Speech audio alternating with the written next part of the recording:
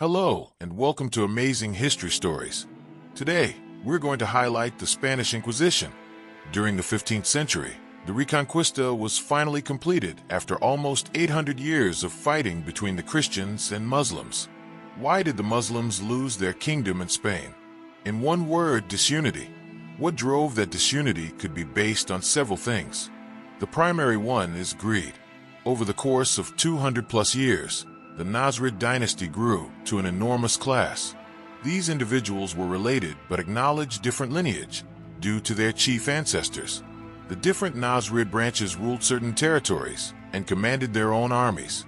Much of this started during the 14th century when two brothers, who were related to the caliph from both parents, decided to overthrow their wicked uncle and assume control over the kingdom of Granada. One brother, Ismail, became the caliph and resided in the city of Granada. Then, the caliph appointed his brother Muhammad as the governor of Malaga, a very important trading center for the kingdom. The ruling family engaged in plots, backstabbing, and political intrigue to maintain, usurp, or create kingdoms for themselves. This was in total contradiction to Islam and the entire reason the Muslims expanded across the globe. Indeed, the Nasrids had forgotten the true meaning of Islam. It was not only the Nasrids who engaged in non-Islamic behavior.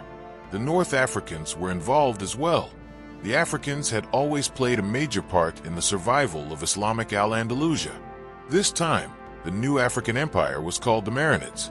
After years of mismanagement of resources, internal strife, and arrogance, the Spanish conquered the Kingdom of Granada. At the time, the Marinids were a powerful North African kingdom, and the Ottomans were a dominating force entering Europe from the east. One has to ask, why did the Ummah allow the Kingdom of Granada to fall? The facts suggest it was due to self-interest. The Ottomans were preoccupied with consolidating their Eastern European gains after the fall of Constantinople. Moreover, the Ottomans were also fighting the Mamluks in Egypt for sovereignty. The Marinids had internal problems to handle. They had to fight rebellions within their kingdom and European encroachments on their coastal trade centers.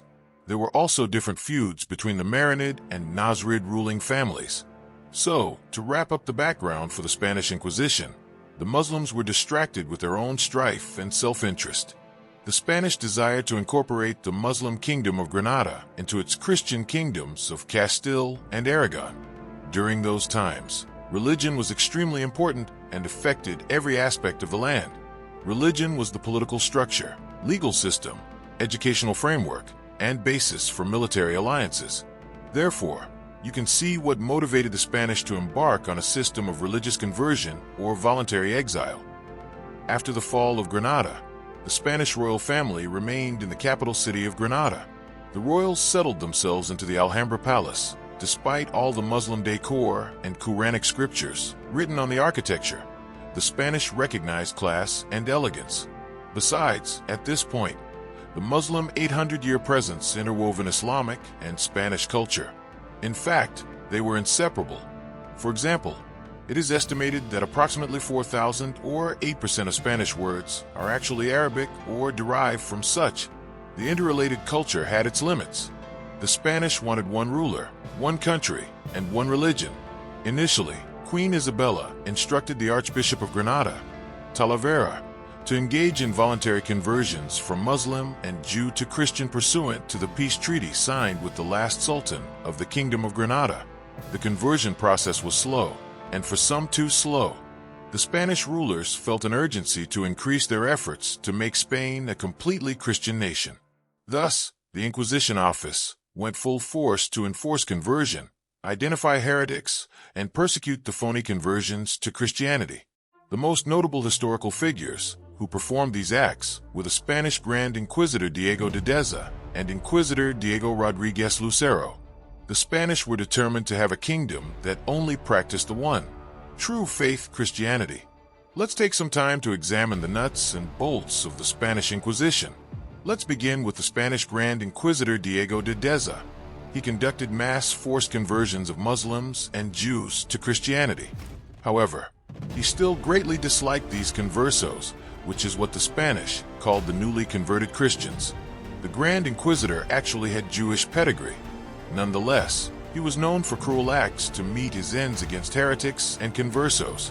Additionally, Grand Inquisitor Diego de Deza was accused of enriching himself by confiscating property from heretics. Diego de Deza was so notorious for his inhumane acts that the Pope publicly criticized him. As bad as the Grand Inquisitor Diego de Deza was during this time, he was nowhere near as notorious as his chief lieutenant, Inquisitor Diego Rodriguez Lucero, also known as the Evil One. He was known for unleashing the reign of terror in Al-Andalusia. He mercilessly tortured people with the crank, condemned them to dreadful prisons, acts of unworldly brutality in torture chambers. He orchestrated an auto-da-fe. This is when condemned heretics and apostates are publicly burned alive. He demolished buildings he thought were secret synagogues. The Inquisition burned thousands of Jewish and Muslim books. The Evil One was so bad that he instigated a civil riot and barely escaped with his life. Archbishop of Granada, Hernando de Talavera, on the other hand, was nothing like the other inquisitors. The Archbishop mother was a converso and probably a former Jew. Archbishop Talavera was a kind, gentler person who took a more humane approach to converting Jews and Muslims to Christianity. He sought conversion through education and persuasion rather than cruelty. Archbishop Talavera spoke out against the Inquisition and was hated by the Evil One, Inquisitor Lucero. Inquisitor Lucero constantly harassed Archbishop Talavera and his family members for privately practicing Judaism. The Archbishop was so well respected that he served as royal counsel to the Spanish monarchs and the confessor for Queen Isabella. Another interesting fact about Archbishop Talavera is that he introduced Christopher Columbus to Queen Isabella. Although the Umma did not commit soldiers in the Kingdom of Granada's defense, they imposed a trade embargo on the Spanish. The Spanish was forced to find another way to obtain important goods from the Far East. It could not be over land or through the Mediterranean because they were under Muslim control. Christopher Columbus had a plan to circumvent the Muslim lands. Well, you know the rest of the story. The Spanish Inquisition has to be amongst the worst atrocities committed onto people in known history. The atrocities were unbelievable. The Muslims and Jews endured this harsh treatment from the fall of Granada in 1492 until the Spanish initiated the final expulsion in 1609. The historical figures, events, and places have been woven into a riveting fictional story in the book The Moors in Spain, when Arab and African Muslims led the world. The book is available on Amazon.com. Goodbye for now. See you in the next episode of Amazing History Stories. You don't want to miss the Barbary Wars. The Moors strike back.